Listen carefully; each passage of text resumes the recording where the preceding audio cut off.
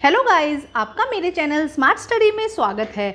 आज हम मिशन बुनियाद की जो बुक है कहानियों की हिंदी सब्जेक्ट की, उसका जो लेवल 2 है, स्तर 2 है, उसके कुछ चैप्टर कर रहे हैं। क्योंकि बहुत सारे मैसेज कमेंट मेरे पास में आए कि सेकंड लेवल की जो कहानियों की किताब है या जो फर्स्ट बुक के पीछे ही दिया गया है लेवल सेकंड, उसके आज हम कुछ चैप्टर करेंगे और उसके बाद आगे चैप्टर उसके कंटिन्यू करेंगे। तो अभी हम करते हैं इसके कुछ चैप्टर, स्टार्ट करते हैं पहले चैप्टर से। इस वीडियो में काफ़ी सारे चैप्टर मैं आपके कवर करवा दूंगी। तो आइए देखते हैं। पहला जो इसका चैप्टर है वो है सोनल चिड़िया।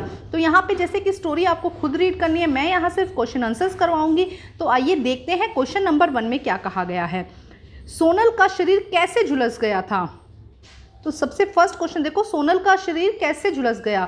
सूरज की गर्मी के कारण सोनल का शरीर झुलस गया। क्वेश्चन नंबर 2 देखो क्या कहा गया है कि सोनल को सब कैसे पहचानते हैं? सोनल की आवाज के कारण सब सोनल को पहचानते हैं। प्रश्न नंबर 3 देखिए, आप कब उदास हो जाते हैं? जब हमें कोई डांटता है, जब मेरी पसंद की कोई चीज़ मुझे ना मिले, या कोई सामान गुम हो जाने पर क्या हो जाते हैं कि सब मैं बहुत ज़्यादा उदास हो जाती हूँ। आपसे पूछे और इसमें आप अपना आंसर लिख सकते हैं कि आप कब उदास हो जाते हैं। नेक्स्ट देखो क्या कहा गया है, सोनल चिड़िया के बारे में एक खास बात बताओ। सोनल चिड़िया की आवाज़ बहुत अच्छी थी। कोई भी एक बात बता रहे, चैप्टर से रिलेटेड ही है। प्रश्न नंबर 5 में देखिए क्या कहा गया है, अपने मनपसंद पक्षी के बारे में कुछ वाक्य लिखिए। मोर मेरा मनपसंद पक्षी है, वह बहुत सुंदर होता है। बादल और बारिश आने पर मोर बहुत सुंदर नाचता है। मोर के पंख बहुत सुंदर होते हैं, बहुत कलरफुल होता है, कुछ भी रंग बिरंगा होता है। आप कुछ भी इसके अंदर ऐड कर सकते हैं। अब हम देखते हैं चैप्टर 2, आम का बंटवारा। स्टोरी आप खुद रीड करेंगे, हम सिर्फ क्वेश्चन आंसर करेंगे। देखो क्या कहा गया है, बच्चे बगीचे में क्या कर रहे थे? बच्चे आम इकट्ठे कर रहे थे। आप इस तरह से लिख सकते हैं, बच्चे बगीचे में आम इकट्ठे कर रहे थे। बारिश आने पर बच्चों ने क्या किया? बारिश आने पर बच्चे आम की टोकरी लेकर घर की तरफ भागे। नेक्स्ट देखो क्या है, प्रश्न नंबर 3, बच्चों ने आम का बंटवारा कैसे किया होगा? हर एक बच्चे को कितने आम मिले होंगे? तो टोटल आम कितने थे? 50 आम थे। बच्चे कितने थे? टोटल 5। तो हर एक बच्चे को 10 आम मिले होंगे। प्रश्न नंबर 4 देखिए क्या कहा गया है, गर्मी में कौन कौन से फल आते हैं, उनकी सूची बनाइए। तो आम आता है, सेब आते हैं, अंगूर आता है, तरबूज आता है, खरबूजा आता है, केला आता है, पपीता आता है। ये सारे फ्रूट्स गर्मी में अक्सर आते हैं। तो आप इसके अलावा अगर आपको और कोई नाम भी याद आए तो वो भी यहाँ पर लिख सकते हैं। नेक्स्ट देखो प्रश्न नंबर 5, आम का अचार आपने खाया होगा, अचार कैसे बनता है? आपस में चर्चा करके लिखे। तो देखो आम का अचार किस तरह होता है, अचार को काट कर, यहाँ पे आम लिख दीजिएगा कि आम, अचार को नहीं, आम को काट कर सुखाया जाता है, उसमें नमक मिर्च हल्दी और तेल मिलाकर उसको रख दिया जाता है। और कुछ समय पर रखने के बाद क्या होता है, आम जो है वो आम का अचार में बदल जाता है। अब देखते हैं नेक्स्ट जो चैप्टर है वो है मिठाई की दुकान। इसमें काफ़ी सारे चैप्टर हम कवर कर लेंगे। अब देखते हैं मिठाई की दुकान की जो चैप्टर है हमने देख लिया है। अब हम इसके करते हैं क्वेश्चन आंसर। क्वेश्चन नंबर 1 में देखो क्या कहा गया, दुकान में कौन कौन सी मिठाइयाँ मिल रही थी? रसमलाई, गुलाब जामुन, जलेबी, बेसन की बर्फी, बूंदी के लड्डू, मेवे के पेड़े। सुन के ही मुंह में पानी आ गया। क्या आपके मुंह में पानी आया? कमेंट करके ज़रूर बताइएगा। रेशमा चौंक गई। रेशमा क्यों चौंक गई थी? रेशमा के पिताजी ने पीछे से रेशमा के कंधे पर हाथ रखा था, इसीलिए रेशमा चौंक गई। नेक्स्ट देखो प्रश्न नंबर 3, रेशमा ने गुलाब जामुन क्यों खाना चाहती थी? रेशमा गुलाब जामुन क्यों खाना चाहती थी? रेशमा को गुलाब जामुन अच्छे लगते थे, मिठाई देखकर उसके मुंह में पानी भी आ गया था। उसको गुलाब जामुन पसंद थे ना, और जब उसने मिठाई देखी तो उसके मुंह में पानी आ गया, इसलिए उसने, रेशमा ने जो था वो गुलाब जामुन खाना पसंद किया। अपनी मनपसंद नमकीन चीज़ों के सूची बनाइए। जो भी नमकीन चीज़ होते हैं जैसे कि समोसा, कचौरी, पिज़्ज़ा, ढोकला, खांडवी, बर्गर, गोलगप्पे, टिक्की, है ना। तो आपको जो पसंद है आप वो यहाँ पर लिख सकते हैं। जो भी चीज़ आपको पसंद है उनका नाम यहाँ पर लिख सकते हैं। प्रश्न नंबर 5 देखिए क्या कहा गया है, आपको जो मिठाई पसंद है उसके बारे में कुछ वाक्य लिखिए। मुझे गुलाब जामुन बहुत पसंद है, जब भी गुलाब जामुन देखती हूँ मेरे मुंह में पानी आ जाता है। वो बहुत ही स्वादिष्ट होता है, मतलब मुझे बहुत अच्छे लगते हैं। जब भी खाती हूँ ना या देख भी लेती हूँ ना तो मुंह में पानी आ जाता है, फटाफट मन करता है कि इसको खा लूँ। नेक्स्ट देखते हैं मच्छरदानी। तो ये देखो चैप्टर है, चैप्टर को आप अच्छे से रीड करेंगे। अब हम करेंगे इसकी क्वेश्चन आंसर। देखो क्या कहा गया क्वेश्चन आंसर में, मदन की आंखें लाल क्यों थीं? मदन कल रात को ठीक से नहीं सो पाया था, इसीलिए मदन की आंखें लाल थी। क्वेश्चन नंबर 2 देखो, मच्छर के काटने से बचने के लिए आप क्या क्या करते हैं? देखो मच्छर का मौसम अभी बहुत तेज़ धूप है, लेकिन कुछ टाइम में जैसे ही बारिश स्टार्ट होगी तो क्या होगा, मच्छरों का मौसम आ जाएगा। तो क्या क्या कर सकते हैं? मच्छरदानी का प्रयोग करना चाहिए हमें मच्छरों से बचने के लिए, मच्छरदानी का प्रयोग करना चाहिए। हिट, हम कहते हैं ना, हिट छिड़क दो, मच्छर मर जाएंगे। धूप बत्ती जला दो, गूगल जला दो, इनसे क्या होता है, मच्छर भाग जाते हैं, उड़ जाते हैं। इसके अलावा पूरी बाजू के कपड़े, मतलब हमें पूरे पैंट, पूरे मतलब शॉर्ट्स कपड़े हमें नहीं पहनने, क्योंकि जितने कपड़े हमारा शरीर दिखेगा उतने मच्छर ज़्यादा खा सकते हैं। तो फुल बाजू के कपड़े जिसमें कि पूरा शरीर हमारा कवर रहे और मच्छर खाने से हम बच सकें। ठीक है। नेक्स्ट देखो, पानी इकट्ठा ना होने दो। ये तो अलग की है कि मच्छर ही पनपे ना उसके लिए, लेकिन किस तरह से आप बच सकते हो, मच्छरदानी का प्रयोग करके, इसके अलावा हिट छिड़क कर और पूरी बाजू के कपड़े पहनकर। नेक्स्ट देखो क्या है नेक्स्ट में, कि आपको नींद कब कब नींद नहीं आती है। कब कब नींद नहीं आती है? जब बहुत ज़्यादा शोर होता है, मच्छर होने पर, तेज रोशनी में, लाइट नहीं होने पर। देखो अगर लाइट नहीं होगी तो रात को या दिन में नींद नहीं आएगी ना। जब शरीर में कहीं दर्द हो रहा हो या हम बीमार हो जाते हैं, इन सब कंडीशंस में क्या हो जाता है, हमको नींद नहीं आती है।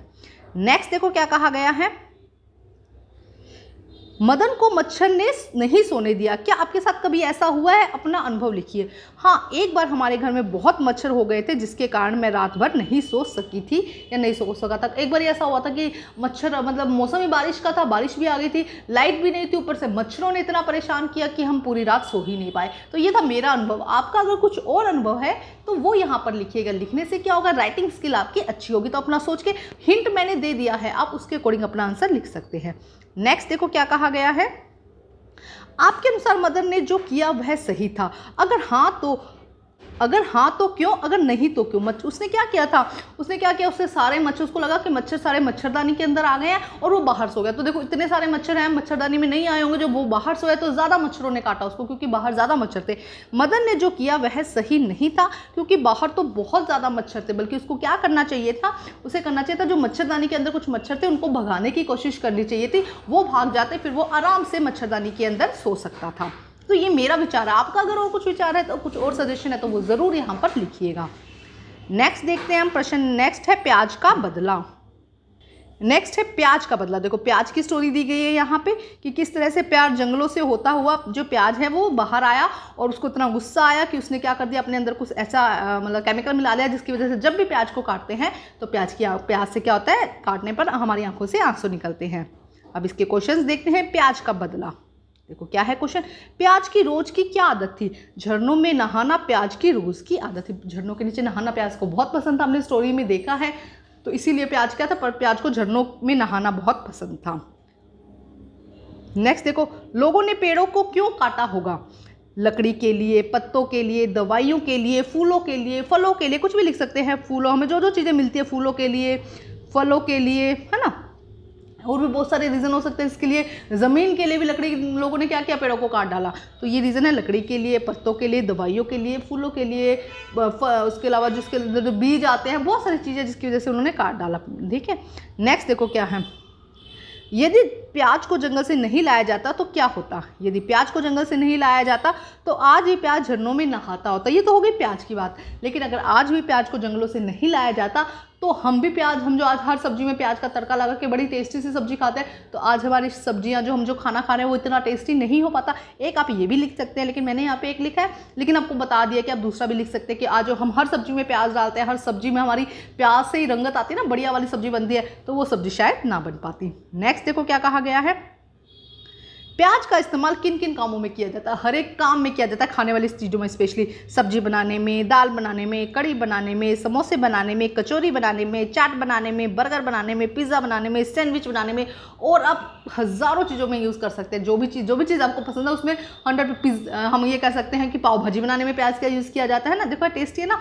इसके अलावा और जो चीज़ आपको बहुत ज़्यादा पसंद है, इसके अलावा हम लिख सकते हैं कि ढोकला बनाने में भी प्याज का, ढोकला बनाने में नहीं किया जा सकता। इसके अलावा कौन सी चीज़, आप फटाफट बताइए मुझे सोच के, और कौन सी चीज़ें, जैसे डोसा बनाने में हम प्याज का यूज़ करते हैं, प्याज की चटनी डालते हैं ना उसके अंदर, तो इन सब चीज़ों में हम बहुत ज़्यादा प्याज का यूज़ करते हैं। नेक्स्ट देखो क्या है, नेक्स्ट क्वेश्चन है, ये ध्यान से देखो, प्याज काटते समय आंखों से आंसू क्यों बहते हैं? किसी से पूछ कर लिखो। तो देखो प्याज के अंदर क्या होता है, सल्फर होता है। प्याज में क्या होता है, प्याज के, देखो हर एक चीज़ ना केमिकल से बनी होती है, तो प्याज के रसायनों से बनी होती है हर एक चीज़ ना, तो प्याज के अंदर सल्फर होता है। क्या लिखा गया है, ये देखो इस तरह से, सल्फर, ये रै है, ठीक है। सल्फर होता है, जब उसे काटते हैं तो वो सल्फर उसमें से निकलकर हवा में मिक्स हो जाता है और हवा में मिक्स होकर हमारी आंखों में पहुंच जाता है, और जब भी सल्फर हमारी आंखों में पहुंचता है तो आंखों में बहुत जलन होती है और आंसू आने लगते हैं। तो ये है इसका प्रॉपर आंसर। आप इसमें से थोड़ा मॉडिफाई करके इसको चेंज कर सकते हैं। हर एक आंसर को आप अपने अकॉर्डिंग चेंज कर सकते हैं, कोई बाउंडेशन नहीं है कि जो मैंने करवाया है, मैंने सिर्फ एक हिंट दिया है, आप उसको कंप्लीट करके उसको अच्छे से डेकोरेट करके भी इसमें ऐड कर सकते हैं। तो अभी हमने पेज नंबर 73 तक कर लिया है। अब बहुत ही जल्द और एक वीडियो बनाऊंगी जिसके अंदर आगे के चैप्टर भी होंगे। तो इसी तरह की कहानियों के लेवल 2, लेवल 1, हमारा गणित या फिर जो मैथ्स की बुक है, संख्याओं का खेल, हर एक के लिए वीडियो बना दिए गए हैं, प्लेलिस्ट बना दी गई है। अब वहाँ से इजीली देखकर अपने क्वेश्चंस को सॉल्व कर सकते हैं, अपने दिमाग में जो क्वेश्चन आए उसको ढूंढ सकते हैं। अपने टीचर के सामने पहले से आंसर आप करके रखिए तो और भी ज़्यादा अच्छा इंप्रेशन पड़ेगा। तो ये थी मेरी आज की वीडियो अगर पसंद आई तो प्लीज़ मेरी वीडियो को लाइक कर दीजिए, मेरे चैनल को सब्सक्राइब कर दीजिए, अपने फ्रेंड्स में शेयर कर दीजिए। Thank you guys.